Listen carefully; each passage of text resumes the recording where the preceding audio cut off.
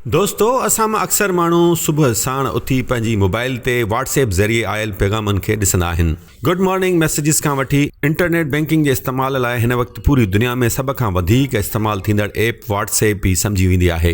हिन वक़्तु पूरी दुनिया में लॻभॻि 2 अरब माण्हू व्हाट्सएप जा एक्टिव यूज़र्स बणिजी चुका आहिनि। पर व्हाट्सएप जा यूज़र्स हुअण जे नाते असां सभिनी खे इहा ख़बर आहे त व्हाट्सएप हिकु फ्री एप्लीकेशन आहे। अहिड़े नमूने असांखे व्हाट्सएप जे इस्तेमाल दौरान को इश्तिहार वग़ैरह बि नज़र न ईंदो त पोइ हिते सवाल इहो थो पैदा थिए त आख़िर 2 अरब माण्हुनि खे व्हाट्सएप ग्रुप छो ऐं कीअं सर्विसिस फराहम करे थो। व्हाट्सएप आख़िर कहिड़े नमूने पैसा कमाए थो। दोस्तों असां अॼोकी हिन वीडियो में इन्हनि सवालनि जा जवाब हासिल करण जी कोशिशि कंदासीं। जेकॾहिं अव्हां असांजे चैनल ते नवां आहियो त महिरबानी करे चैनल खे सब्सक्राइब करणु न विसारींदा ऐं वीडियो खे लाइक करणु बि। दोस्तों व्हाट्सएप जो लफ़्ज़ असुल में व्हाट्सअप मां निकितल आहे, यानी हिन ऐप मां अव्हां माण्हुनि खे पंहिंजो हाल या स्टेटस ॿुधाए सघो था त हींअर आउं जिम में आहियां, या हिन महिल आउं मानी खाई रहियो आहियां, या हिन वक़्तु आउं हैदराबाद खां मोरे पियो वञा, वग़ैरह वग़ैरह। दिलचस्प ॻाल्हि इहा आहे त 2009 में लॉन्च थींदड़ इन व्हाट्सएप एप्लीकेशन में मैसेजिंग सर्विस मौजूदु ई न हुई। हिन ऐप ज़रिए अव्हां फ़क़ति पंहिंजो स्टेटस ई अपडेट करे पिए सघिया, जंहिंखे ॿिया माण्हू पंहिंजी ऐप ते ॾिसी सघिया थे। पर आईफोन पारां कुझु एप्लीकेशन्स मुतारिफ़ कराइण खां पोइ हिन ऐप खे तमामु घणी मोट मिली। तंहिंखां पोइ व्हाट्सएप ग्रुप इन तरफ़ ध्यानु ॾियणु शुरू कयो त छो न असां हिन एप्लीकेशन खे मैसेजिंग ऐप लाइ बि डिज़ाइन कयूं। हीउ उहो वक़्तु हो जॾहिं माण्हुनि पारां मोबाइल फ़ोन ज़रिए मैसेजिस कया वेंदा हुआ ऐं मोबाइल फ़ोन कंपनियुनि पारां उन्हनि जा मुख़्तलिफ़ चार्जिस पिणु रखियल हुआ, जेका बि हर माण्हूअ जे वस जी ॻाल्हि न हुई।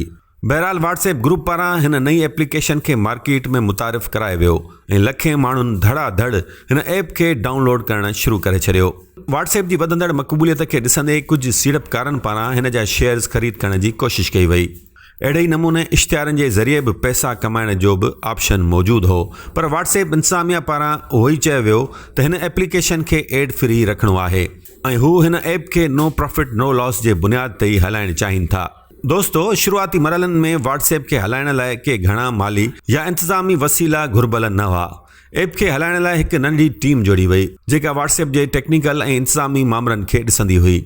उन्हनि ख़र्चनि जे पुराव लाइ व्हाट्सएप पंहिंजनि यूज़र्स मथां सालानो $1 फीस नाफ़िज़ कई। मतिलबु त हाणे व्हाट्सएप फ्री न रहियो हो। हिन सालियानी फीस बावजूदि व्हाट्सएप डाउनलोड कंदड़नि जो तादादु ॾींहुं ॾींहुं वधंदो वियो। साल 2011 में ऐप स्टोर ते टॉप 10 जी कैटेगरी में व्हाट्सएप तॾहिं बि शामिल रहियो। हीउ बिज़नेस मॉडल जे व्हाट्सएप ग्रुप लॻभॻि 3 सालनि जे अरसे में ई प्रॉफिटेबल ऐप थी वई हुई। मिलंदड़ पैसनि खे व्हाट्सएप इंतिज़ामिया पारां संदसि टीम ते ई इस्तेमालु कयो वेंदो हो, जेका टीम हुनखे वधीक बहितर कारकर्दगी ॾेखारण ऐं हुनखे हलाइण लाइ ॾींहुं राति महिनत में रुधल हुई।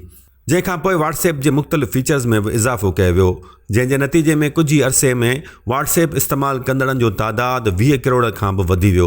साल 2014 में फेसबुक जे मालिक मार्क ज़करबर्ग जी डील तहत व्हाट्सएप खे $19 अरब में ख़रीद कयो वियो, पर व्हाट्सएप जी इंतिज़ामिया खे इहा ख़ातिरी कराई वई त फेसबुक व्हाट्सएप मथां हरगिज़ असरअंदाज़ न थींदो ऐं व्हाट्सएप यूज़र्स पंहिंजे पुराणे तरीक़े ते ई आज़ादाने तौरु इस्तेमालु जारी रखी सघंदा। साल 2016 में हिकु भेरो ॿीहर व्हाट्सएप पंहिंजी फीस ख़तमु करे उनखे मुकमिल तौरु हिकु फ्री ऐप करार ॾिनो, जंहिंजो सभ खां वॾो कारण इहो ॿुधायो वियो त घणनि मुल्कनि जे माण्हुनि वटि व्हाट्सएप फीस अदा करण लाइ क्रेडिट कार्ड जी सहूलियत ई हासिल न हूंदी हुई। पर फेसबुक जे CEO मार्क ज़करबर्ग पारां हेॾी वॾी रक़म ख़र्च करे व्हाट्सएप ख़रीद करण खां पोइ उहो तमामु ज़रूरी थी पियो हो त व्हाट्सएप खे कहिड़े नमूने कारोबारी कजे त जीअं ख़र्च कयल रक़म जी हासिलात मुमकिन बणिजे। उन ॾिस में हुन व्हाट्सएप जे फाउंडर मथां शदीद ज़ोर भरियो त हू व्हाट्सएप जो को कारोबारी मॉडल मार्केट में आणे। पर व्हाट्सएप फाउंडर्स पारां आवाम सां कयल प्राइवेसी पॉलिसी जे वाइदनि खे नज़र में रखंदे हुननि मार्क ज़करबर्ग खे खुथो जवाबु ॾिनो त संदसि नई जोड़ियल पॉलिसी उन्हनि पॉलिसियुनि जे ख़िलाफ़ वर्ज़ी करे रही आहे, जिन जे आधार ते व्हाट्सएप वजूद में आयो हो। जंहिंखां पोइ साल 2017 में व्हाट्सएप जे ॿिन्ही फाउंडर्स पारां इस्तीफ़ा ॾेई व्हाट्सएप खां धार थियण जो ऐलान कयो वियो, जंहिं बाद मार्क ज़करबर्ग जो व्हाट्सएप ते मुकमिल तौरु कंट्रोल हासिल थी वियो। जंहिंखां पोइ फेसबुक इंतिज़ामिया पारां साल 2018 में व्हाट्सएप जो नओं बिज़नेस मॉडल लॉन्च करायो वियो, जंहिं ज़रिए माण्हू पंहिंजो कारोबारी प्रोफाइल व्हाट्सएप ते ठाहे सघिया थे ऐं तस्दीक थियल पंहिंजो कारोबार, पंहिंजी वेबसाइट या फेसबुक पेज खे व्हाट्सएप जे हिन बिज़नेस प्रोफाइल सां गॾु लिंक बि करे सघिया थे। मतिलबु त हाणे फेसबुक पेजिस ऐं व्हाट्सएप बिज़नेस प्रोफाइल जो पाण में हिकु राब्तो क़ाइमु कयो वियो।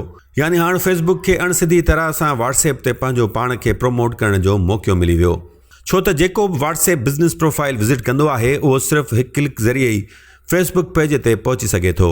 व्हाट्सएप बिज़नेस प्रोफाइल फ़िलहाल डाउनलोड या इस्तेमालु करणु बिल्कुलु मुफ़्त फ़राहम कयो पियो वञे, पर व्हाट्सएप फॉर बिज़नेस API जे ज़रिए पैसा ज़रूरु कमाईंदो आहे। API जो मतिलबु आहे त एप्लीकेशन प्रोग्रामिंग इंटरफेस, जंहिंजे ज़रिए मुख़्तलिफ़ कंपनीज़ पंहिंजी प्रोडक्शन जी तशहीर, टिकट बुकिंग, शिपिंग या बुकिंग वग़ैरह लाइ इहा ऐप कतब आणीनि थियूं। पर हिते सवाल इहो थो पैदा थिए त पोइ आख़िर व्हाट्सएप उन्हनि मां मुनाफ़ो कीअं थो कमाए।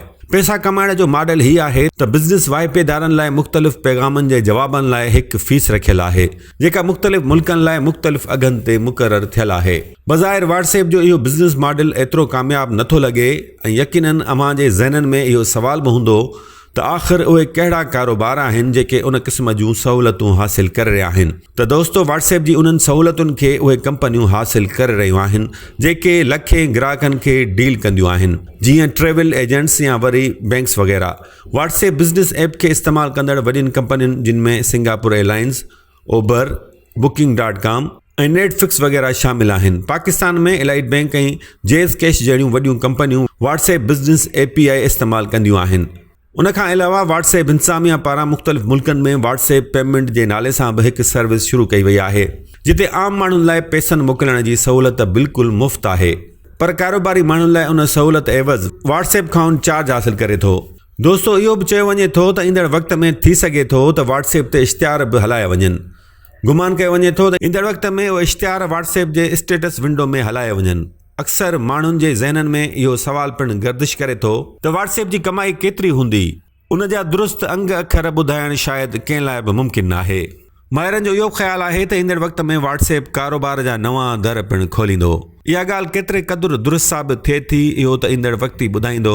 असांजी व्हाट्सएप ऐप लाइ ठहियल वीडियो अव्हांखे कीअं लॻी, असांखे कमेंट सेक्शन में ज़रूरु ॿुधाइजो। इंशाअल्लाह मिलबो वरी कंहिं ॿी वीडियो सां गॾु। तेसिताईं अला वाही।